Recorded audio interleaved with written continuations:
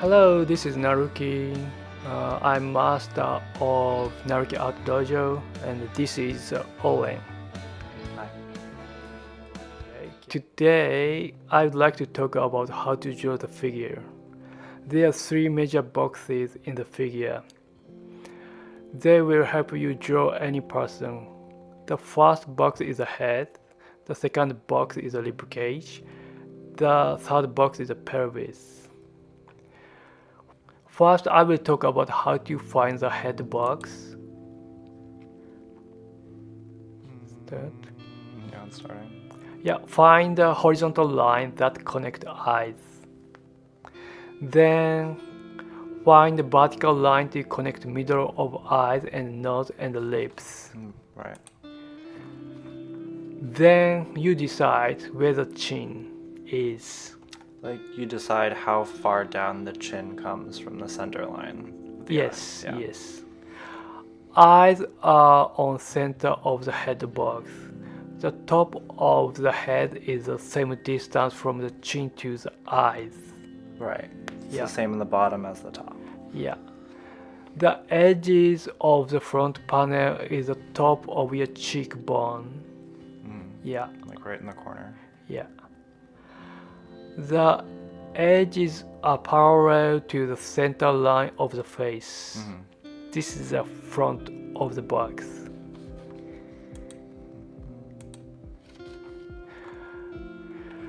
Now I find the side panel of the head box. This part of the ear is the same height as the eye line. Yeah, Right about here, yeah. yeah. It's center of the head box.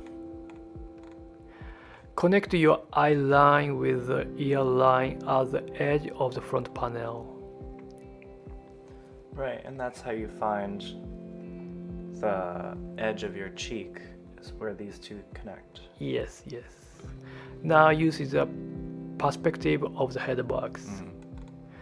The vertical ear line comes from the middle of the side panel.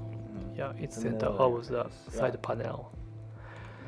The back of the side panel is the same distance from the ear to the edge of the face. So like the back of your head. Yeah. So it's important to find the perspective of your boxes. You need to understand if you are looking up at the box or looking down at the box or looking at eye level. Yeah. Once you find the box perspective, it's easy to see which side is darker, which side is brighter, which side has middle tone. And second, I find the rib cage box. If you look one head length down from the chin, that is where the nipples are. Right. One of these down. Yeah, nipples are there. Find the line to connect the nipple and find the vertical line in the center of the chest. Right. So one here, one here. Yeah. 1/3 of the distance between the chin and the nipple is the clavicle. It's that bone right here. Yeah.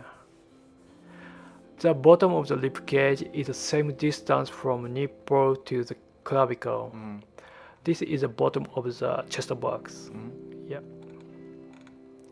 2 heads down from the chin is the belly button. And 3 down is the bottom of the pelvis. About 1/3 of the distance from your belly button to the bottom of the pelvis is the top of your pelvis box. You can see the V line on the front panel. The V line. Yeah. Those muscles that lead down. Yeah, that's sexy line.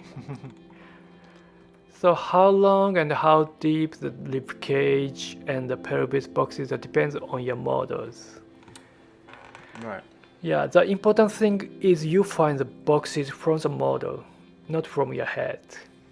If there's no model and you draw from your imagination, you need to decide each box's size by yourself.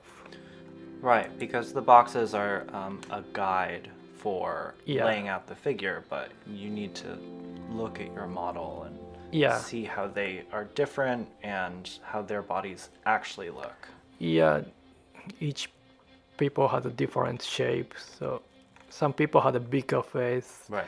Some people had a smaller head. Some people's shoulders wider, less me. wider. Yeah.